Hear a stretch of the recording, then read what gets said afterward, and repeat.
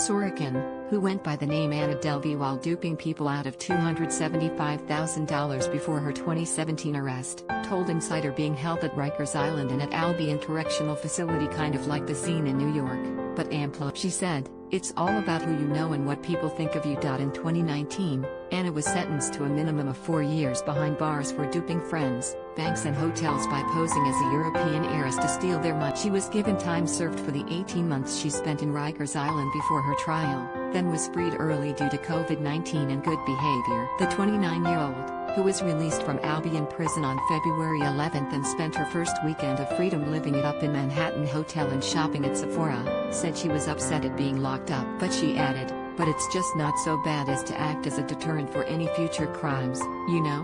Anna said the guards there absolutely knew who she was, adding, "A lot of them were just very inappropriate, very like, oh my gosh, I love your story. I'm following you on Instagram. What I did have the time to reflect on was the criminal justice system, how pointless it is." She immediately after leaving prison, Sorokin set up new social media accounts and reconvened with friends in Manhattan. She was pictured shopping in a pricey Canada Goose jacket, which can cost up to $1,500, and brand new Nike sneakers over the scroll down for video. She told Insider of Crimes, "I think regret is just a useless feeling because I clearly cannot go back in time and I did what I did. I'm just trying to fix things and move on. They, prosecutors, presented me as being this thirst. I just had this vision. And it didn't work out.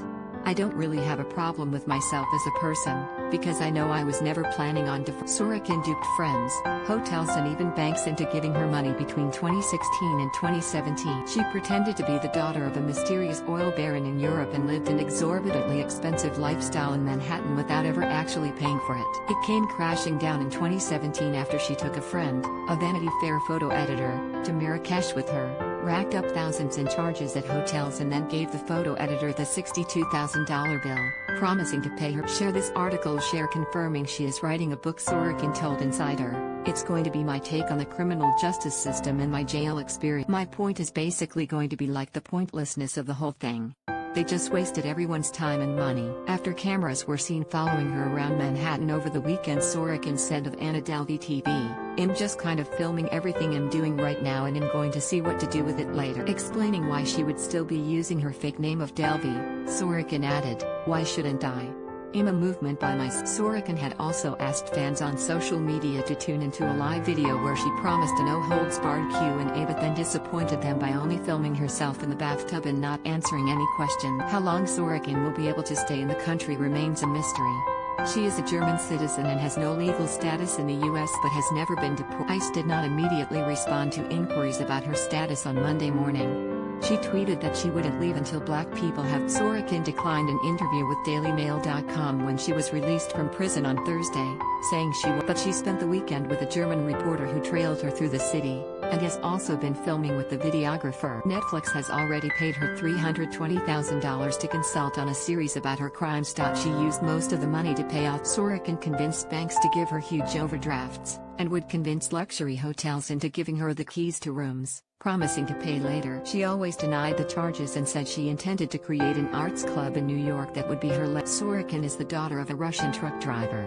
Her parents say she left them to go to live in Paris and London years ago, and that they have had no contact. Sorokin pleaded not guilty and maintained her innocence throughout trial, insisting it was all a misunderstanding. Her trial took place in Manhattan in 2019 and included tantrums from Sorokin over how Sorokin can make money from her crimes and who she has to repay under New York state law. A convict can profit for their crimes so long as the money gained is made accessible to their. It is what's known as the son of Sam law.